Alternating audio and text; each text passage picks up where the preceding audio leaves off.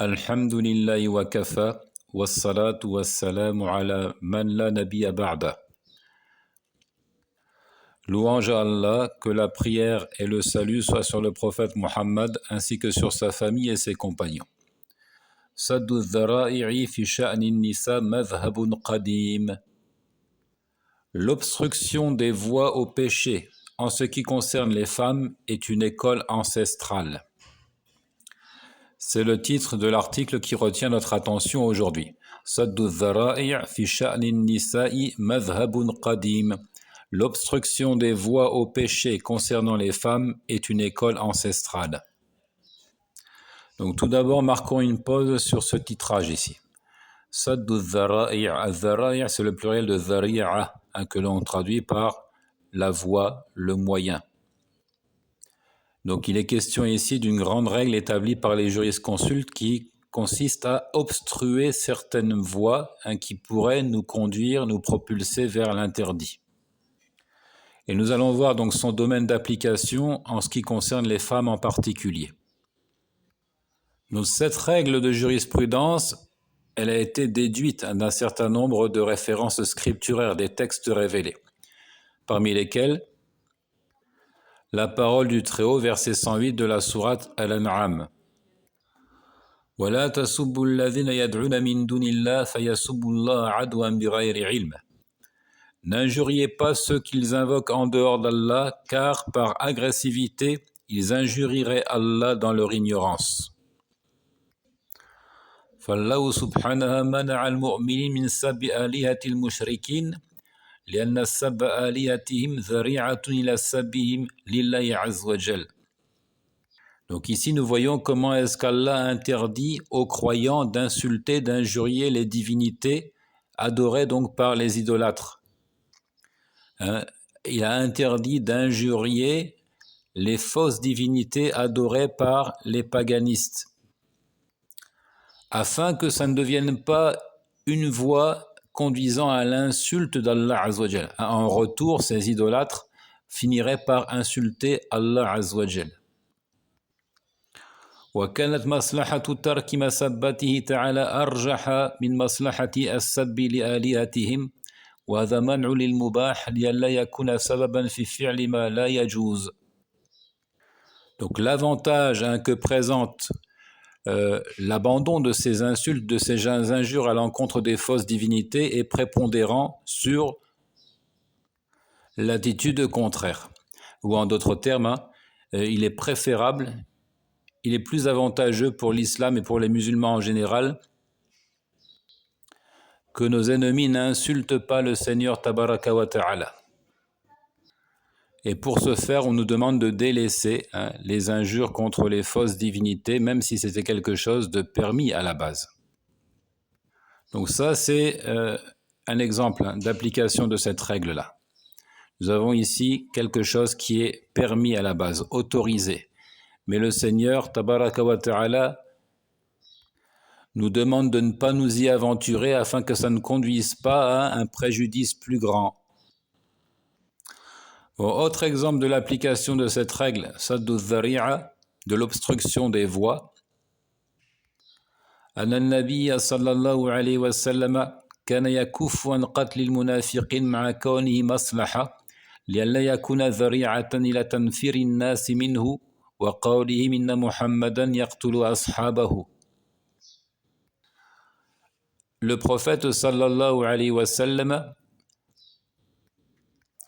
bien qu'il ait été informé de l'identité exacte des hypocrites par le biais de la révélation, n'a pas choisi de les punir, de les exécuter. Même si de se débarrasser de ces hypocrites aurait été avantageux. Et pourquoi cela? Parce que il a craint que ça ne devienne une voie et une cause donc de répulsion à l'islam. Soit pour les gens qui y sont déjà affiliés, soit pour ceux qui n'ont pas encore rejoint et adhéré à la religion de l'islam. Et qui se diraient alors, puisque ne comprenons pas les réalités de la foi et de son contraire, ou encore parce que n'ayant pas, eux, connu par le biais de la révélation la gravité du crime de ces gens-là, qui est l'hypocrisie doctrinale, il se serait dit, Mohammed alayhi salam assassine ses propres compagnons. Hein, il fait exécuter, il fait tuer ses propres compagnons. Qu'est-ce que c'est que cette religion? Donc, afin que les gens ne fassent pas ce genre de réflexion, hein, et de ne pas causer leur fuite et leur répulsion vis-à-vis de la religion, le prophète sallallahu alayhi wa sallam avait choisi de ne pas exécuter, hein, les hypocrites et donc de les supporter, hein, de vivre à leur côté. Donc ce sont là deux illustrations, hein, pour essayer d'éclaircir ce qu'on entend par cette règle de saddu dhari'a, hein, l'obstruction des voies au péché. Et ici donc la règle va s'appliquer dans un domaine particulier, hein, dans ce qui concerne donc les femmes, hein. Parce que tout simplement la femme, hein, peut être source de tentation. Comme cela est venu dans le récit de Usamatu ibn Zayd, rapporté par Al-Bukhari et Muslim, que le prophète sallallahu alayhi wa sallam a dit « Ma taraktu ba'di fitnatan ya addaru ala rijal minan nisa » Il dit « Je n'ai pas laissé après moi une tentation plus préjudiciable pour les hommes que les femmes. » Hein, donc les femmes constituent la source de tentation majeure pour les hommes de la communauté de l'islam. وفيما روى ابن مسعود وعبد الله بن عمر أن النبي صلى الله عليه وسلم قال المرأة عورة فإذا خرجت استشرفها الشيطان وأقرب ما تكون من وجه ربها وهي في قعر بيتها.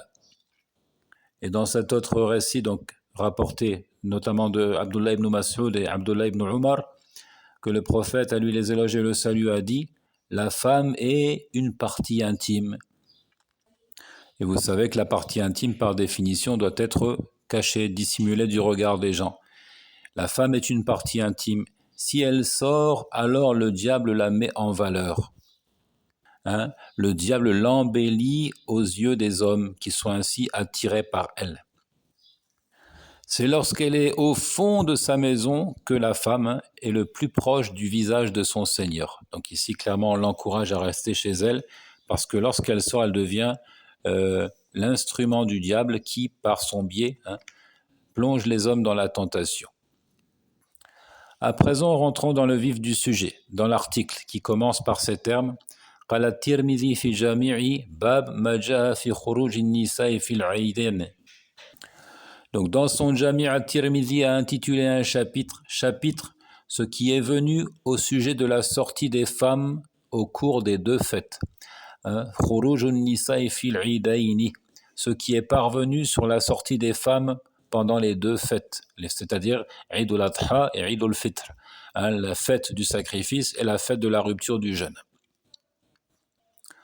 وبعد أن ذكر حديث إخراج النبي صلى الله عليه وسلم النساء لشهود دعوة المسلمين قال الترمذي وقد ذهب بعض أهل العلم إلى هذا الحديث ورخص للنساء في الخروج إلى العيدين وكرهه بعضهم.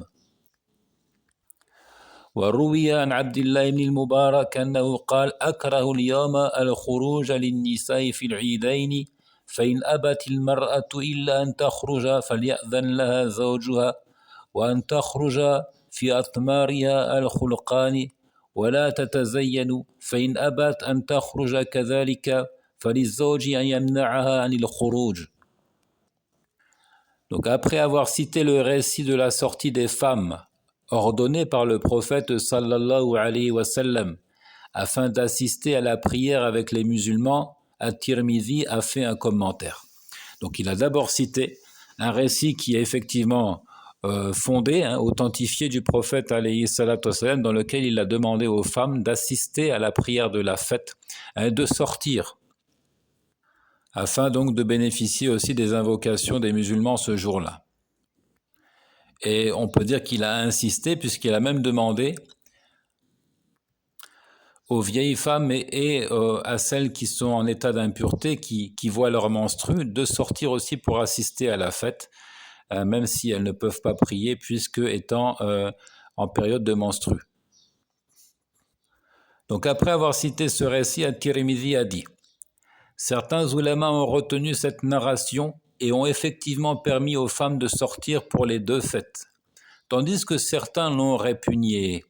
On a rapporté de Abdullah ibn al-Mubarak qu'il disait: j'ai de l'aversion aujourd'hui à voir sortir les femmes pour les deux fêtes. Si elles s'obstinent à sortir alors que son mari lui en donne la permission et qu'elles sortent dans son vêtement usé sans s'embellir, sans se parer, sans se faire belle. Si elle refuse de sortir ainsi, son mari peut lui interdire de sortir.